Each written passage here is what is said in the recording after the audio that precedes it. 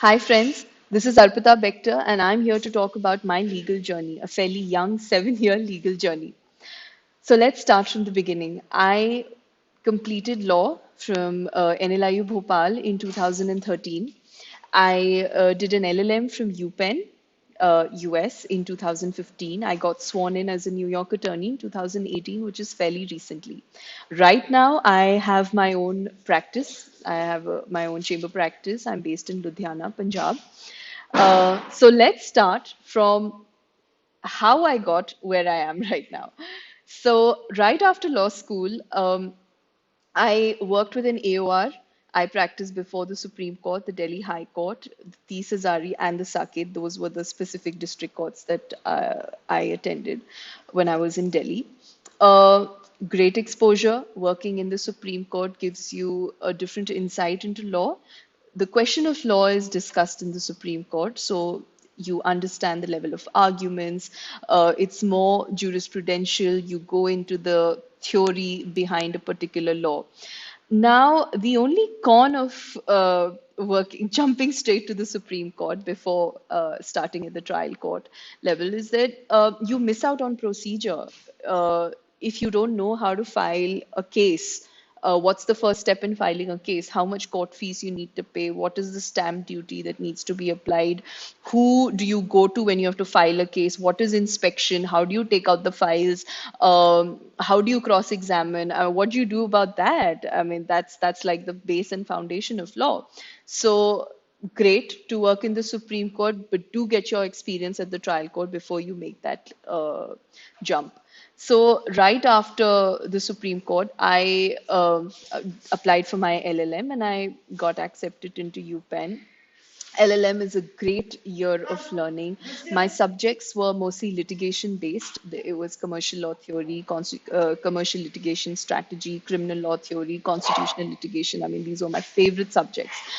One thing I must say about the LLM, you need to plan in advance. If you are intent on studying further and if you have the desire of probably working internationally or getting that exposure, you need to plan 2 to 3 years in advance because you need to decide, okay, this is the bar exam I'm going to give. You can give the London bar exam as well. That's QLTS. A lot of lawyers do that because it just makes you qualified to practice in England and Wales, in New York, and obviously in India. A lot of lawyers do that, which is great. But I guess I mean, a lot of foreign lawyers can't give QLTS. I think they're putting an end to it. I'm not too sure about that. We'll get back on that point.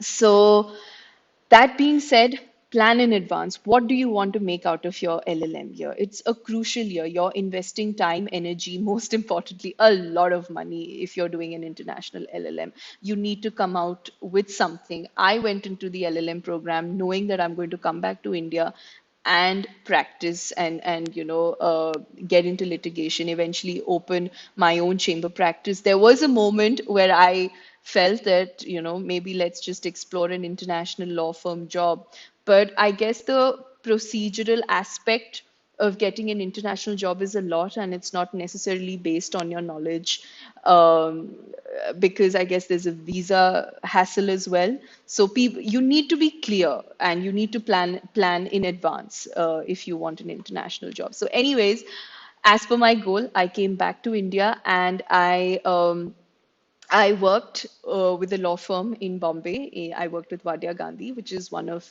Bombay's oldest and most renowned law firms. I worked in their real estate litigation team. It Working in a law firm offers you a wide variety of exposure. It just gives you an exposure in terms of clients, in terms of matters, in dealing with a law firm structure per se, how law firms work as a business. You get an exposure into that aspect as well, because that I feel is one of the most crucial points of working in a law firm. So that being said, it was an amazing experience. But one thing I must reflect upon here is that, let's say you join a law firm, and as a fresher, when you join a law firm, they make you work in different departments and teams, and eventually I think you choose your own team.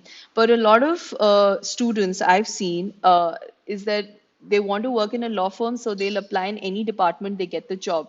You need to understand you'll be stuck in that department, you'll be stuck in that area of law for, I mean, till you're working in that law firm, unless, you apply for a change. So you might have great knowledge on a particular area of law, let's say IPR or real estate or corporate law.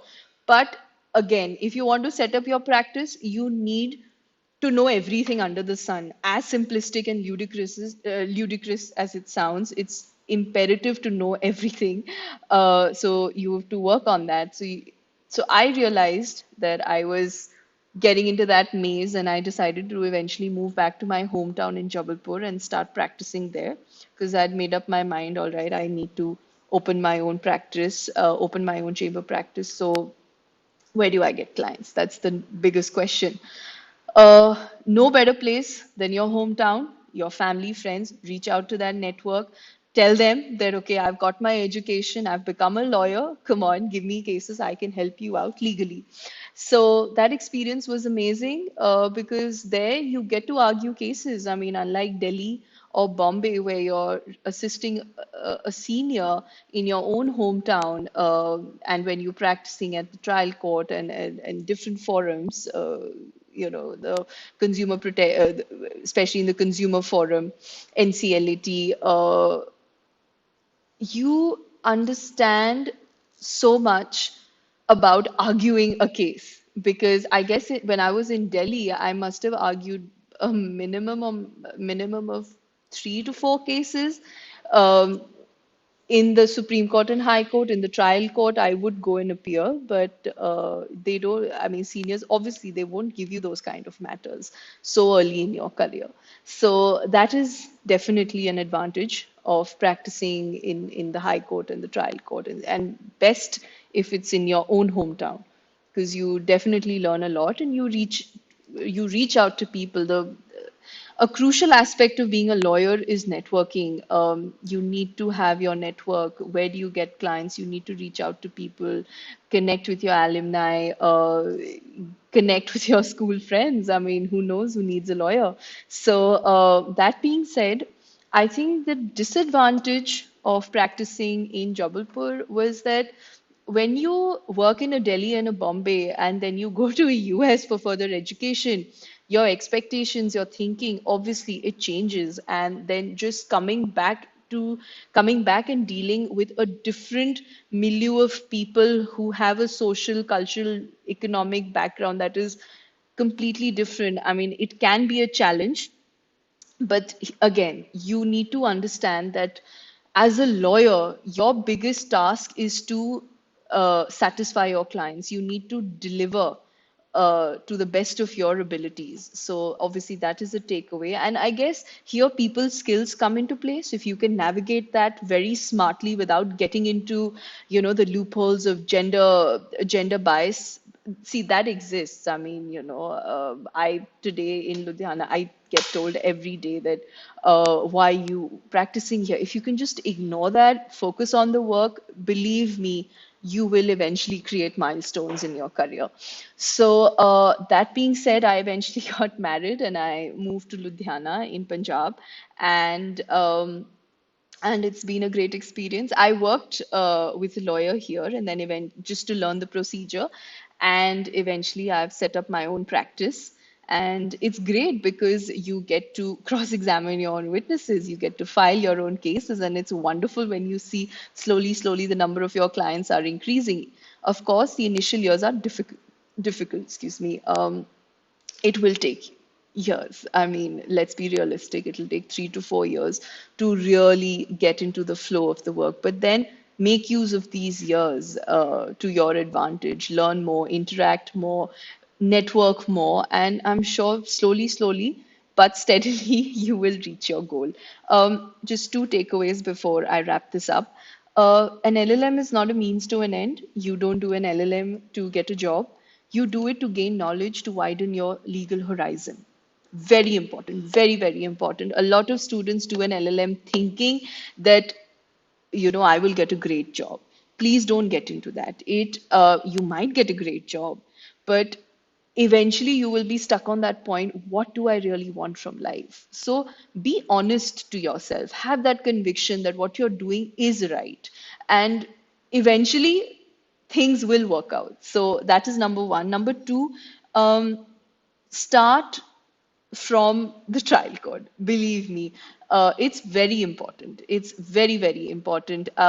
When I started at the trial court in Jabalpur, I realized I didn't know many things, and especially procedurally. But obviously, that should not pull you down, because it's not taught so much in depth in law school. I mean, I learned about commercial litigation strategy, which was all about, if I get this case, how do I argue it before a judge? We had mock trials. So that was something that I learned there, but we never learned that in India. I'm sure, the tide will change eventually with so much awareness.